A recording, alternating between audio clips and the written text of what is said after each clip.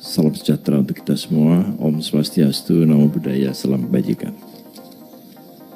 Yang terhormat pimpinan dan para anggota Komisi 2 DPR RI, yang terhormat Bapak Menteri Pan-RB beserta jajaran, dan para hadirin yang berbahagia.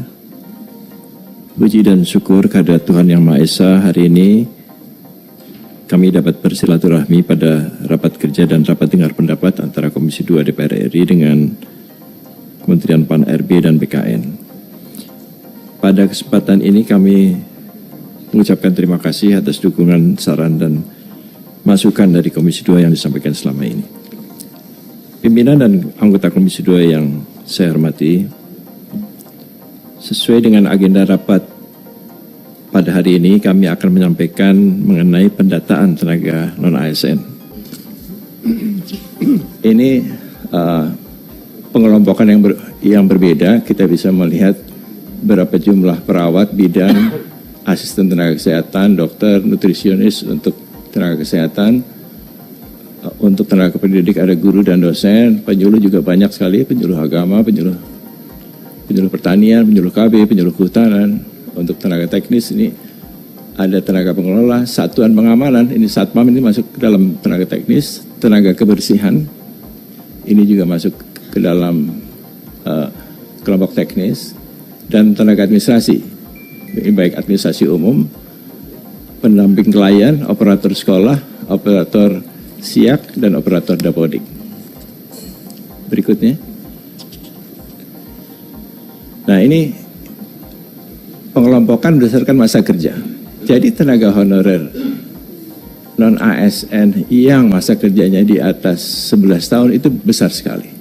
Ini sedikit agak mencurigakan karena dengan masa kerja seperti itu mereka seharusnya masuk dalam kategori tenaga honorer K2. Tapi masih banyak ternyata yang kita lihat dari pendidikan dan jabatan yang berpendidikan SLTA ke bawah itu masih besar. Sedangkan dari jabatan, administrasi dan teknisnya itu mencapai 57%. Berikutnya. Nah, dari yang mendaftar, 10 instansi pusat dengan jumlah terbanyak itu yang paling banyak Kementerian Agama. Memang Kementerian Agama ini jumlah ASN-nya paling banyak di Indonesia. Jadi ada sekitar 230.000 ya, kalau tidak salah totalnya. Dan ini ada tambahan, mereka menginginkan 133.000 lagi. Jadi kalau ini tambung semua, itu jumlahnya akan menjadi 360.000. Nah, ini 10 yang terbanyak, Bawaslu nomor 10, 7.729. Sedangkan 10 instansi daerah dengan jumlah terbanyak itu yang paling atas adalah Provinsi Jawa Barat. Nah, kota Surabaya ini juga besar. Ini jadi agak lucu juga, kota Surabaya ini honorernya lebih besar dari banyak provinsi. Ada 17.736. Dan jumlah dari instansi daerah lainnya. Berikutnya, kerja di atas 11 tahun itu yang masih non tenaga honorer K2, jadi tenaga non ASN sekarang ini. Jadi saya tidak tahu ini angka dari mana sebetulnya, karena kalau itu dengan masa kerja seperti itu mestinya mereka masuk tenaga honorer K2 dulu gitu. Nah, ini mungkin perlu kita validasi lebih lanjut kenapa angkanya menjadi sebesar itu. Nah, kemudian dari sisi gajinya, ini gajinya juga agak aneh juga.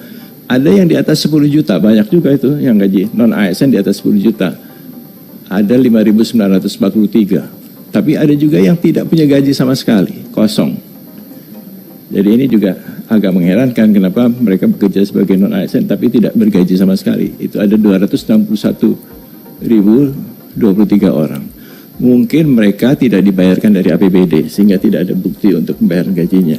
Nah, biasanya dibayarkan dari saweran SPPD atau dana taktis dan lain-lain yang tidak bisa dipertanggungjawabkan pengeluarannya sehingga tidak ada kwitansinya. Berikutnya, ini tadi mungkin sudah saya lewatkan saja. Berikutnya lagi. Oh, mungkin sebelum itu gambar yang itu tadi sebelumnya lagi. sebelum ini. Nah, ini ada yang diusulkan yang tidak sesuai dengan kriteria dari surat Menpan. Jadi ada yang masa kerjanya di bawah 1 tahun, itu tidak termasuk dalam kriteria itu. Itu ada 8.159. Kemudian juga ada yang usianya di atas 56 tahun, itu juga tidak termasuk dalam kriteria surat Menpan. Itu ada 1.599 orang. Ada yang usianya masih sangat muda, di bawah 20 tahun, itu juga tidak termasuk di dalam kriteria itu, karena kalau kita asumsikan lulus SMA 18 tahun, maka untuk P3K itu dia harus memiliki masa kerja 2 tahun. Jadi usianya harus di atas 20 tahun. Gitu. Jadi itu ada 189 orang. Jadi itu jumlah-jumlah kelompok-kelompok yang mungkin bisa kita hilangkan dari database ini. Berikutnya.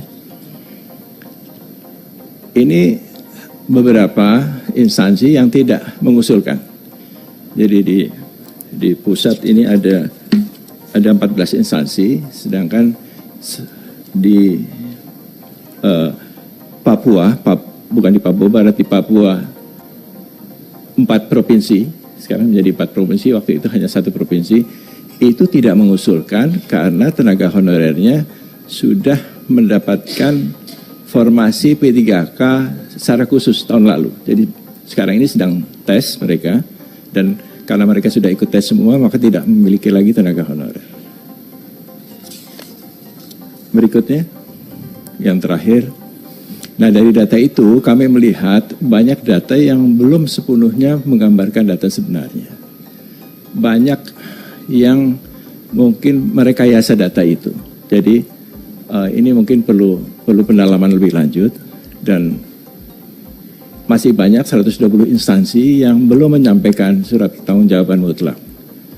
Kemudian banyak juga instansi-instansi yang walaupun datanya sudah kami sampaikan tidak memenuhi kriteria, tapi tetap saja diusulkan. Nah, ini jadi kami mungkin mengusulkan perlunya dilakukan verifikasi dan validasi atau audit data untuk yang tenaga honorer non-ASN ini.